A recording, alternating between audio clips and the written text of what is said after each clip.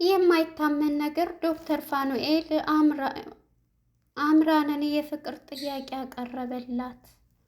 አምራንም እኔን እብድ ማን ነው እንደዚህ የሚለኝ? እኔ በፍጹም የማልሆነህ ነኝ በማለት መልስ ሰጠችው። እንደውም ሳይሽ አንቺ የድሮዋን ባለቤቴን ነው መልክ ሁሉ የሚመስለኝ። ስለዚህ በእሷ ባስታውስሽና እኔ ጋር የህይወት አጋሬ ብትሆኝ ፍቃድሽ ከሆነ አላት። አምራንም በፍጹም ይሄማ ሊሆን አይችልም፣ በህልሜ መሆን አለበት። ዶክተር ፋኑኤል አንተ በጣም ጥሩ ሰውና በጣም ጥሩ ያደረግ ሰው ነህ። ለጩና እህት ብዙ ነገር አደረክልን፣ ፈጣሪ ይባርክ እያለች ደግሞም ከሰው ሳይሆን ከፈጣሪ ነው የሚገኘው በማለት ዶክተር ፋኑኤልን መረቀችው። አምራን የማይታመን ነው። አምራን ጸባይዋ ሁልጊዜ ተቀይሯል። አሁን ላይ የአምራን ጸባይ ሌላ የድሮዋን አምራን ቀብራ የአሁኗን አምራን ሆና መጥታለች። በዚህም የተነሳ በሁለት ሰዎች ተፈቃሪ ልትሆን ችላለች። ዳግምም ልቡ ከጀል ያደረገው ይመስላል። ቤትም ተከራየላት። ስራም ካሁን በኋላ የግል ስራ እንድትሰሪ ስራ መቀጠር አለብሽ እያለ ሲላት ነበር። ተጨማሪ ዶክተር ፋኑኤልም ወደ ሆስፒታል መጥተሽ የግል ወይዘሮ ዝኑ እጅ ከፈንጅ ያዘቻት ፈንቱን።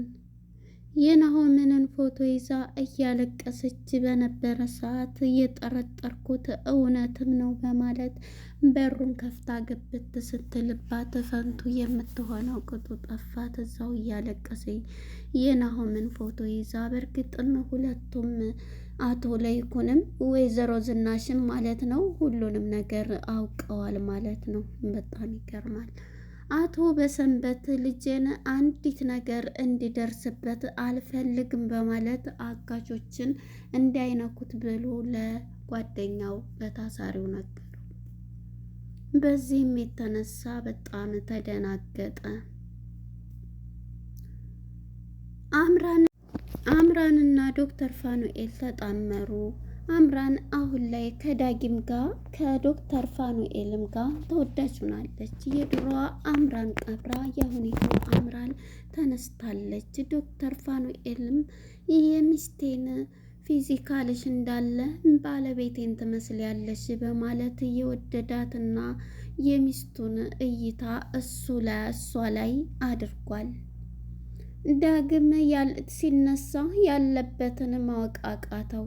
ሁለታቸውም ከመኝታ ቤት ተገናኙ። ማን ነው እዚህ ያመጣኝ በማለት ዳግምም በጣም ተበሳጨ። ሰላም ጤና ይስጥልን ውድና የተከበራችሁ የቻናሌ ቤተሰቦች እንኳን ወደ ቻናል በሰላም መጣችሁ። ኑሃሚን የተሰኘው ክፍል 111 ተለቀቀ። ወደ ክፍል 110 ስንመለስ እንግዲህ ዳጊና አምራን በስካር መንፈሱ ነው። ሁለታቸውም ሰክረው ነበረ። በዚህ የተነሳ እንግዲህ የተከራየላት ቤት ነበረና ዳጊ ከዛ ቤት ነበረ በመኪና በአንድ ላይ ሄደው ያደሩት ማለት ነው። ሁለቱም ጧት ላይ ሲነሱ ሁለቱም ያሉበትን አያውቁም። እሱም እንዴት እዚህ መጣሁ እያለ ራሱን ሁለታቸውም ተፋፍረው ነበረ ቁጭ ያሉት።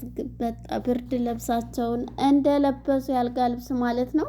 በመጨረሻ ውጭልኝ ልብሴ ልልበስ፣ እንዴ አንተ ውጣልኝ እኔም ልልበስ ልቀይር እያለች ነበርና እንግዲህ እሱም ታፍራለህ እንዴ እያለችው ነበረ።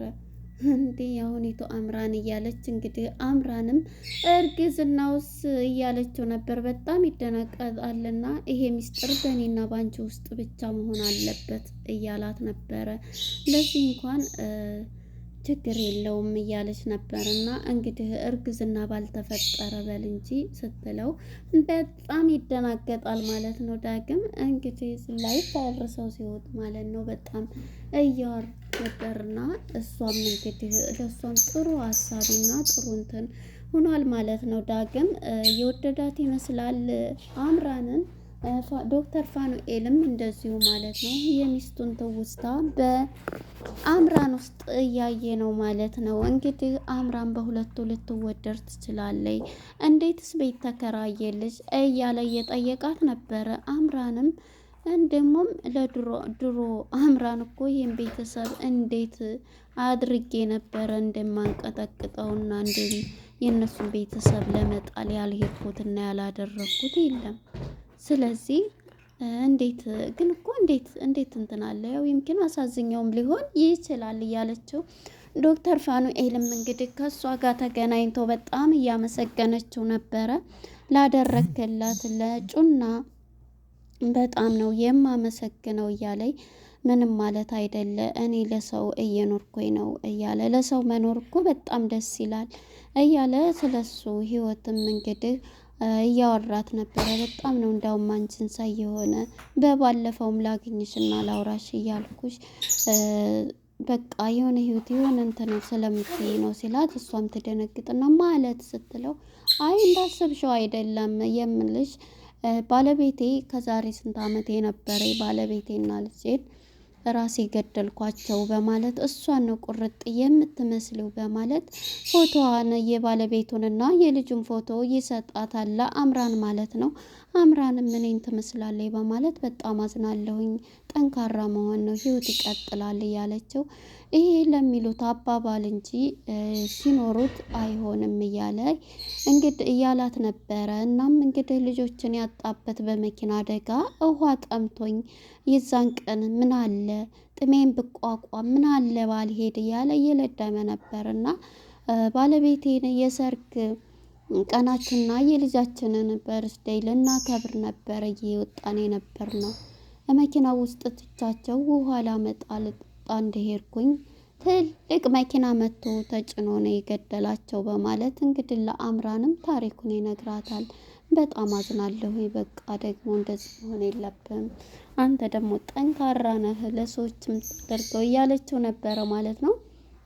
እንግዲህ በመጨረሻ ዶክተሩም ይሄንን እያለችው አምራን ጋራ በጣም እያለፉ ነውና ደስ የሚል ጊዜ ስለ ትምህርቷም ደረጃ እየጠየቃት 9ኛ ክፍል ነው መሰል ነበርኩ መሰለኝ እያለችው እንዴ መሰለኝ ነው እንደምትይው ብላትም 9ኛ ክፍል 3 ነው የወደቅኩት በዛው አቋረጥኩኝ እያለች ስትነግረው ነበር። በመጨረሻ እንግዲህ እሱም ወደ ቤት ሻይ ቡና ቢላትም አይሄዳለው ብላ እንግዲህ በአንድ ሲሄዱ እያወሩ ሳለ እንግዲህ ወደ ቤት ምን ሻይ ቡና ልበልህ እንዳልልህ የሻይ ማፍያ እቃ እንኳን ምንም አላሟላሁም እያለችው እንዴ ሻይ ባይኖርም እኮ ውሃ ይቻላል ብላት፣ አይ አንተን የመሰለማ ትልቅ እንግዳ በውሃ አልሸኝም ብላ እንግዲህ በቃ ቻው ደህና ሁን፣ ሁሉንም ስራ ቀጥርሻለሁ እዛ የሆነች ልጅ ቀልጠፍ አክቲቭ የሆነች አይደለም ምናምን ሲላት፣ አይ አመሰግናለሁ የሰው እንጀራ በሰው እንጀራ መግባት አልፈልግም ብላ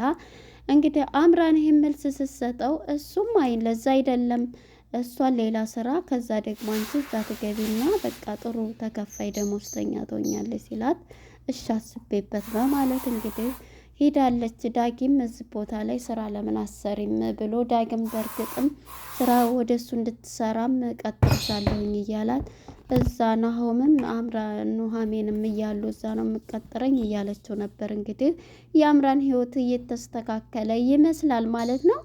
እንግዲህ አምራን የድሮዋን አምራን ቀብራ ያሁኑ አምራን ነች ያለችው ማለት ነው።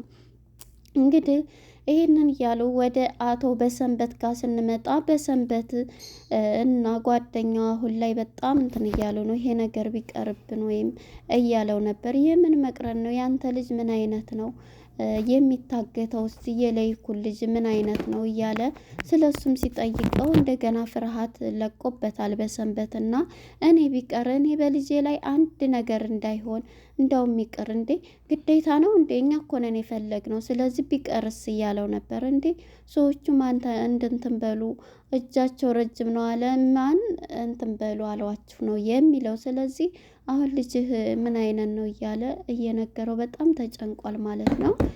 በሰንበት እንግዲህ ልጄ የነክ ነው ልጄ ላይ አንድ ነገር ቢደረግ ቆዳህን እገፋዋለሁ እያለ ጓደኛውን እያስፈራራ ይገኛል። ወደ ወይዘሮ ዝኑና ወደ ፈንቱ ጋር ስንመጣ ፈንቱና ወይዘሮ ዝኑ እንግዲህ አሁን ላይ በጣም እንትን እያሉ ነው። እየጠየቀቻት ነበር። ይሄን ጥያቄ ዝናሽ ለምንድን ነው የምትጠይቂኝ ደጋግመሽ ብትላትም ማወቅ ስላለብኝ የቤት ተቆርጧል። ስለዚህ ማወቅ ስላለብኝ በቃ የምትፈልጊውን ሁሉ እንስጥሽና ከዚህ ቤት ሂጂ ስትላትም እኔ ለምንድን ነው ምን አደረኩኝ? እኔ እኮ ሰውነቴን ነው የሰጠሁት ለኤም እያለች ነው። ታዲያ እሱማ ሰጥተሻል፣ ስለዚህ ብርም የፈለግሽውን እናድርግልሽ ስትባል እሷም ይሄንንማ አልፈልግም፣ ይሄ ፈጣሪ እንትን ያለኝ ነው እያለች ነበረ። እና ምንድን ነው ከዚህ ቤት እንትን የምትይው እያለች ዝኑም እንግዲህ ከፈንቱ ጋር ጭቅጭቅ ገብታለች ማለት ነው። ፈንቱም እንግዲህ ክላሷ ሄዳ መውጣት አቅቷታል። ዝኑም አኩርፋለች ማለት ነው። እንግዲህ ዳግምና ናሆምም እንግዲህ እናታች እያወሩ ሁለቱ ሳለ ሰራተኛዋ እንግዲህ ሽቶ ማለት ነው ከገጠር መታለች ከነ ዳግም ጋር ማለት ነው። እዛው ቤት ለሰራተኝነት እንግዲህ ሰራተኛ ከመጣ እንደ ወዳ ነው እንዴት ትሄድ እያሉ ነበር። እነሱም እንዴ ወይኛ ቤቱን አንለቅላት እያለ ነበር ዳግም ማለት ነው። በመጨረሻ እንግዲህ ሽቶም መታ የዛ ቤት ሰራተኛ ሆናለች። እንግዲህ ፈንቱም መታ ያለማመደቻ ምን አዲስ አለ እንዴት ነው እንደዚህ እያለች ከድንገት ወይዘሮ ዝኑ ትመጣና ምንድነው የምትሰሩት ምንድነው እያለቻት ከዛ ታስጠነቅቃታለች። አይ እሺ ምንድነው እያለች እንግዲህ ሽቶም ማለት ነው አንቺ እኛን የምንልሽን ሰው እየመረጥሽ እንትን በይ የምንልሽን መስራትና ሰው ደግሞ እንደዚህ የሚልሽን አትስሚ እንደዚህ እያለች ከወይዘሮ ፈንቱ ጋር ስላቆመች አብራት ቆማ ስላየቻት ዝኑ በጣም ትናደዳለች ማለት ነው። እና ምሽ በቃ ትዬ ይቅርታ ብላ ማነች ሽታ ማለት ነው ሽቶ ስራዋን ትቀጥላለች። እንዴ ምን አይነት ነው ለልጃቸው እንትን የሰጠች አይደል እንዴ? ታዲያ ለምንድን ነው በዚህ አይነት የምታያት ብላ ሽቶም ጥያቄ ሆኖባታል። ቤታቸው እኮ የሰርግ ቤት አይመስልም እያለ እንግዲህ ዳግምና ናሆም በአንድ እንደሆኑ ትሄድና ሰላምታ ትሰጣቸዋለች። ሽቶ እንግዲህ እንዴት ነሽ እንዴት ነው እያለች በጣም ደህና ነኝ እያለች እንግዲህ ሽቶ ከዳጊ ጋር ነው ያልተገናኘች ለእኔ ሰፕራይዝ ነው የሆንሽው እያላት ነበረ። እንግዲህ ዳጊ ደግሞ ናሆምን እና አምራንን ማነው ወንድ አጥር ገጠር ሂዷል ሲባል እንዴ ኑሃሜም እኮ ሄዳለች እዛስ ቢያግታት እያለ እንደዛ አይመስለኝም ይቅርታ ሊጠይቅ ነው የመጣው፣ ግን በእርግጥ ልታገባ ነው ስንለው ስሜታዊ ሆኖ በጣም እየተናደደም ነበር ብሎ ዳግምም ሲነግረው ነበረ። እንግዲህ ሽቶም መታ ሁሉንም ነገር ተረጋጋ፣ እየቀና እኮ ነው ተረጋጋ እያለችው ነበር። እንግዲህ በእሷ የተነሳ በፈንቱ የተነሳ ናሆምና ኑሃሜን ተጣልተዋል ማለት ነው። እና ይሄን እያለ እንግዲህ እሱም እናቱ መሆኑን ስታቅ ለምንድን ነው ማየ እያላት ነበረ። አይ ምንም የዚች ሴትዮ ስራ ነዋ አልሄዳለች እኮ እያለ በቃ እኔ እኮ እሱ ነው እያለ እንግዲህ እየተበሳጨ ይገኛል። ናሆም እናትህ ስትሆን ምን ልትል ይሆን? እናም ናሆምም እንግዲህ በባለፈውን ፓርቶችም እኮ እናቴ ልትሆን ትችላለች ብሎ አባቱ ላይ ጮሆበት አባቱ በጥፊ መቶት ነበረ ማለት ነው። እናም በዚህ የተነሳ አሁን ላይ ዳግም ያለ ማን ነው ናሆም ያለበት ሁኔታ በጣም እየተናደደም ነው። እንዴ ተረጋጋ አረጋጋው እንጂ አሁን ላይ እኮ ኑሃሜንን ይቅርታ ብሎ ጠይቋል፣ ይቅርታ ተጠያይቀዋል ብላ ወንድ አጥር ጠይቋል ብለው ነግራኛለች ብላ ለሱ ትነግረዋለች ማለት ነው። ስልክም ሲሞክሩ የሷ ለቅሶ ስለሄደ ገጠር እዛ ያግታታል ብሎ ናሆም ተናዷል ማለት ነው። ተረጋጋ እያሉት ማለት ነው። በመጨረሻ እንግዲህ ወደ ዝኑና ወደ ልጆቿ ስንመጣ እማዬ በጣም እኮ እየሄድሽ ነው ዝም በይ ስትላት፣ ግን ቤታችሁ ግን ይቅርታ አድርጎልኝና የሰርግ ቤት ቀርቶ ምንም አይመስል እኮ እያለች ነበረ። ያው በሸራ ጠቅልሎ ሊወስዳት ይሆናል እያለኝ ነበር ማለት ነው። እንግዲህ ሽቷም ይሄን እያለች ነበረ። በመጨረሻ እንግዲህ ዝኑ በሀሳብ ሄዳለይና እማዬ እያሏት ነበረ። ቆይ በቃ ነኝ ብሎ ዳጊም ተነስቶ ወደዛው ሲሄድ ነበር። እሷም የት ልትሄድ ነው ብትለው አይ ወደዚህ ነው ብላ እንግዲህ ፈንቱ ደግሞ ከክላሷ ቁጭ ብላ የናሆሜንን ፎቶ ይዛ እያለቀሰች ትገኛለች ማለት ነው። እያለቀሰ ልጄ እንዴት ሊያድርገው እኔ ጥዬ ሄድኩብህንስ እንዴትስ ልንገርህ እንዴትስ እያለ ያው የሆነ የገጠማትን ራሷ እያወራች እያለቀሰች ትገኛለች ማለት ነው። ፋንቱ እንግዲህ ከድንገት ዝኑ እየተከታተለቻት ነውና ዝኑ በሯን ክፍት አርጋ ስገባበት ያን ፎቶ ይዛ እያለቀሰች ነበር እየሳመችው። ከድንገት ስታይ ድንግጥ ነው ያለችው። እንግዲህ የምንድን ነው ብላ ትቀማታለች ፎቶውን ብዬ አስባለሁ። እንግዲህ እውነቱን ይወጣል። አንቺ የናሆምን እናት ነሽ ብላትም ነበረ በባለፈውም አሁንም ፎቶውን ይዛ ያዘቻት እጅ ከፈንጅ ማለት ነው። እንግዲህ እውነቱን መናገር አለባት። በዚህ መቀጣትም የለባት። በቃ እኔ ነኝ ብላ ተናግራ ወይም እንግዲህ መሄድ ወይንም በቃ ይሄንን እናቱን እሱንም እንትን ማለት አለበት ማለት ነው። እንግዲህ ለነበረን ቆይታ እናመሰግናለን። ቀጣይ ፓርት እስከምንገናኝ መልካም ጊዜ ይሁንላችሁ። ባይ ባይ።